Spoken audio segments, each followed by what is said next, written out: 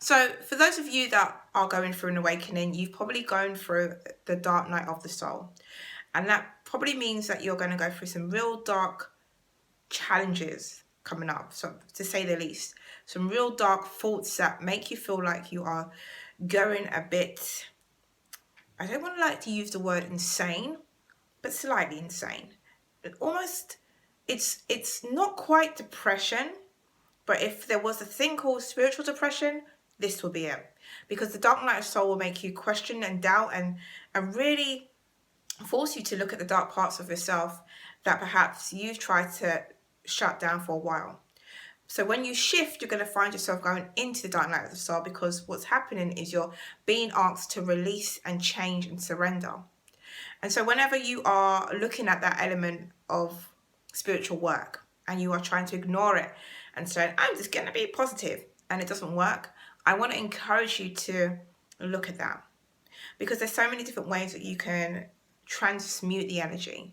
There's so many different ways that you can take the medicine in the dark night of the soul and still feel like you're winning. I mean, the real challenge with the dark night of the soul is that sometimes you feel quite alone, quite isolated, like nobody understands, nobody gets it. And there's going to be people that understand the concept of dark night of the soul and people that have gone through the dark night of the soul. But because everybody's so individual and so different, which is the unique beauty of it, your dark night of the soul experience is going to be completely different to mine. I've been in and out dark night of the soul quite a few times, and I completely understand the concept of it, right? And how to get in, out, to why I go in there, and how I get out, and what works for me. But what works for you is going to be completely different. And so what's this got to do with being a business owner? Well, if you don't feel like getting out of bed because this period of dark night of the soul is really hard, if you don't feel like even sharing content, even though the people that you need to connect with are just waiting for you, then I want to encourage you to reach out. There's some tools that I use that are going to be really helpful for your transition from moving up through your spiritual awakening process. Some hypnotherapy, some EFT.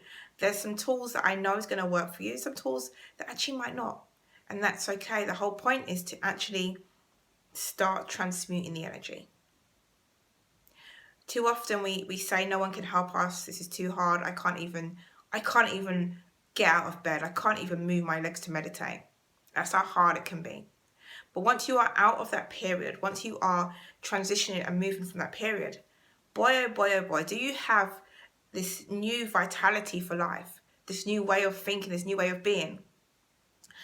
Dark night of the soul doesn't mean that you stop showing up. In fact, it's probably one of the ways that you can really share your experience. And you don't have to necessarily share it with the world. It can be just for your collective. It can just be for your own portfolio of, so that you know when you go back into Dark Night of the Soul, because you're going to shift and you'll find yourself going back in, you know what tools helped you to go back out.